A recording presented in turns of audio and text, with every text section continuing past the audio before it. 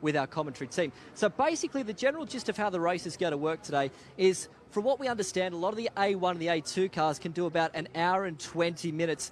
An hour and 20 minutes, an hour and 20 minutes. But at some point, we'll have to shorten this particular stint up here at the end. So a couple of key features for today: driving times, no more than 3.5 hours for our teams. Safety cars, that'll dictate a lot of this today. Tyres, the new MRF tyres here this weekend, finding a balance on them is going to be critical. And the little 1%ers, we've seen so many little tiny mistakes so far this weekend. So getting all this right today is going to be critical to winning this race. Thanks, Brian. Had a bit of drama coming into the pit lane.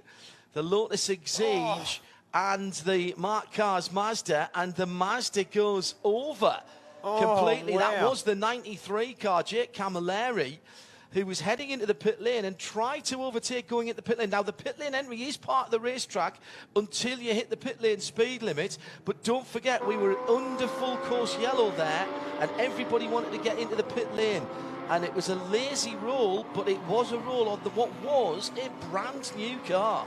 What an extraordinary incident there. Two cars both trying to dive into the pits, both finding themselves in the same piece of pit entry at the same time. And Jake Camilleri tripping over that Lotus. The good news is that he's out of the car and okay. I think probably one of the fortunate things there, Heidi, was the fact that Camilleri's car landed on all four wheels. But it is absolute pandemonium down in pit lane at the moment, with just about the entire field taking the opportunity to dive in and complete their compulsory pit stops under yellow flag conditions, and it is Yaz Shahin who's made it back onto the racetrack in front.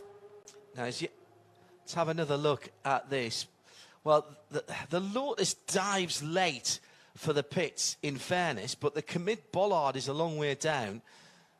Camilleri's alongside, and it's just side-by-side contact with the wheels that has flicked up. All of these cars running a lot of camber. That means the wheels stick out at the bottom.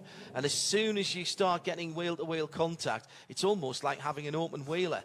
And then you get the opportunity for the cars to get airborne. That's exactly what happened. It's actually quite steeply downhill at that point. Our TV cameras rather flattened it out. And the momentum took that number 93 One World MARC Mazda 3 over. The Lotus stayed on all four wheels, but is broken and is in the middle of the track. And structurally, the Camilleri car actually doesn't look too bad, despite the fact that it's had a rollover. So that'll polish out that. That's testimony to the structural integrity and safety of that car. There's Jake Camilleri just walking back behind the recovery truck at the moment. Well, he got out under his own steam. He'll be wanting to know what happened there, because going over in a car is never a nice thing to do.